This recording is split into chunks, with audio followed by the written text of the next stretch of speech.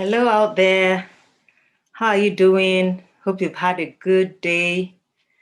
My name is Dr. Uri, and I'm bringing you healthy tips once again from the YouTube channel of Lifestyle Champions International.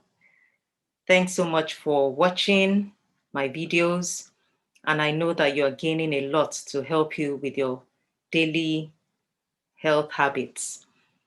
The last time we talked about glycemic index, and I'm sure you gained a bit from that lesson. We're going to delve a bit further into why the glycemic index is important. Aside from the glycemic index, we have something else, a factor that is known as the glycemic load. And these two factors are important in controlling the way in which glucose enters your bloodstream. Remember, I told you that glycemic index has to do with the rate at which whatever glucose is in your meal, the rate at which it enters your bloodstream, how fast it enters, whether it goes in very slowly or rapidly. And why is this important? We've discovered that when you take a meal that has a high glycemic index, it can enter your bloodstream and cause a high spike in the blood sugar. And this is not good for you, like I said earlier. If the spike in your blood sugar is high, then your body wants to quickly mop it up by releasing a hormone from the pancreas known as insulin. And if your insulin gets released continuously, day after day, month after month, year after year, trying to take care of these high spikes, it can wear out the cells in your pancreas. And that's why some people end up developing what we call type 2 diabetes. So now I've talked about glycemic index extensively. I've talked about some of the foods that you want to choose when you're talking about the indices. You want to choose foods that have a low glycemic index as compared with those that have high glycemic indices. So I'll just quickly divide the different types of foods into three classes.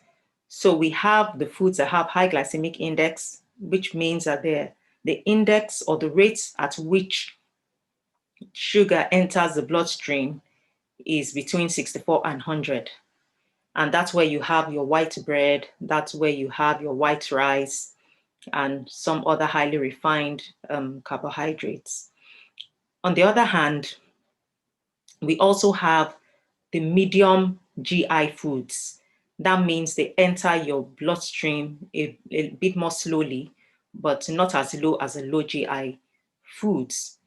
So what do you have in this category? You have things like sweet potato, you have things like yam, like pasta, spaghetti.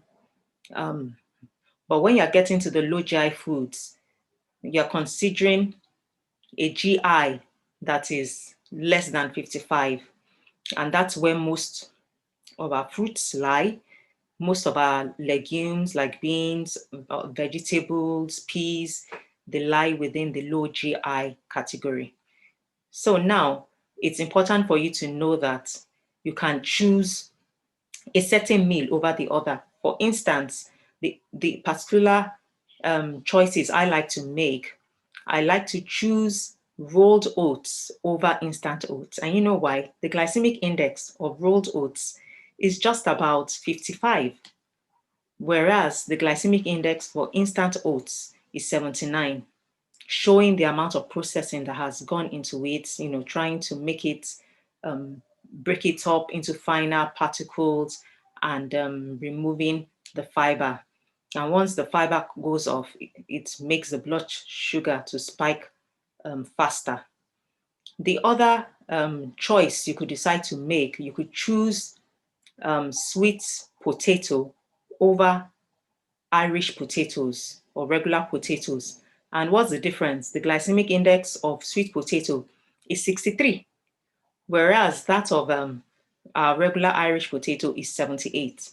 So, well, it doesn't mean that you can't take the Irish potato.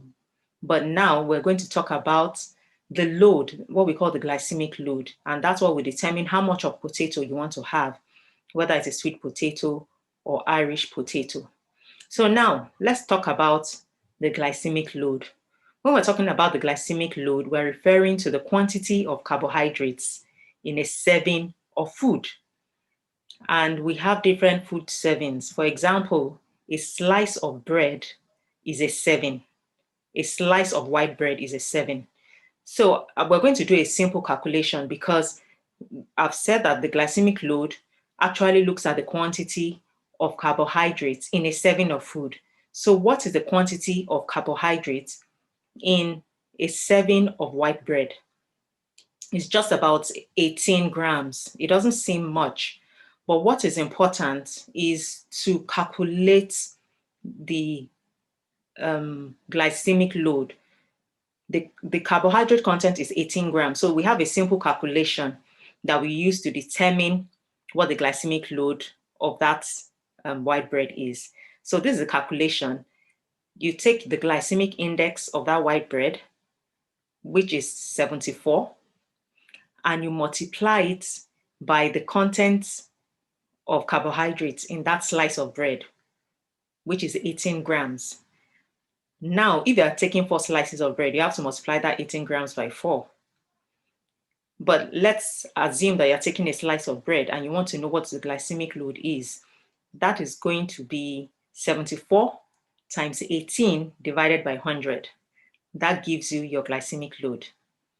And at the end of the day, what do you get? It's quite a low figure. 13.32 is what you get. Now compare that to taking 4 slices.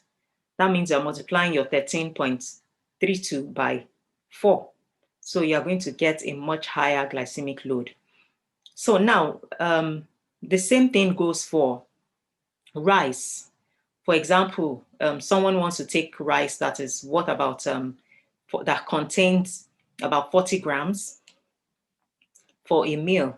And so the glycemic index of white rice is also high. It's among the high GI foods because it's already processed and the fiber has been stripped off. So 85 is the glycemic index for rice. So multiply 85 by 40 grams of rice which is the carbohydrate content of a meal that someone wants to take, and divide that by 100.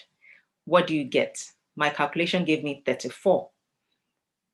So you're wondering which is higher, between 34 and between 13.32. The glycemic load can also be divided into 3 groups, just like the glycemic index. Now, talking about this glycemic load, we can actually class them into 3, just the same way we class the glycemic index into 3. So the foods with the low glycemic load are usually less than 10. The ones that are medium are between 10 and 19, and the ones that have a high glycemic load are above 20. So where did your 1 slice of bread fall into? It fell into the medium category. So the glycemic load of a slice of bread that you're taking at that time is 13.2, and that is a medium meal that you have taken. That means the meal has a medium glycemic load at that point in time. But should you decide to take 4 slices, and some people take 7 slices, I'm sure you've seen someone take 7 slices of bread at a go. So you can imagine what the body has to deal with at that time, mopping up the spikes of blood sugar in the blood. So this is very important. Whereas if you are taking wheat whole bread, well, the glycemic index is lower, but you're still taking a low content, that means the serving of carbohydrate that you're taking is less. At the end of the day, you end up with a low glycemic load. So this is very important. Why is it important for us to take note of the glycemic load, the glycemic index? Firstly, it helps you to curb spikes in your blood sugar. That's the most important thing. Secondly, it helps to cut the risk of lifestyle related diseases such as type 2 diabetes, heart disease, and even cancers, because all these have been shown to have an association with high levels of blood sugar. So I just want to leave you with these few tips today so that you can begin to make calculations. Some of us find it a bit difficult to calculate what is in our meals, but I'm going to leave you a chart, the link to a chart for you to see how you can calculate your meal per time so that you can make the right choice. So thank you so much for following me. As you finish watching this video, don't forget to click the subscribe button, that red bell, so that you will know when more videos come up. Thank you. Till I come your way again, remember to choose life. Bye.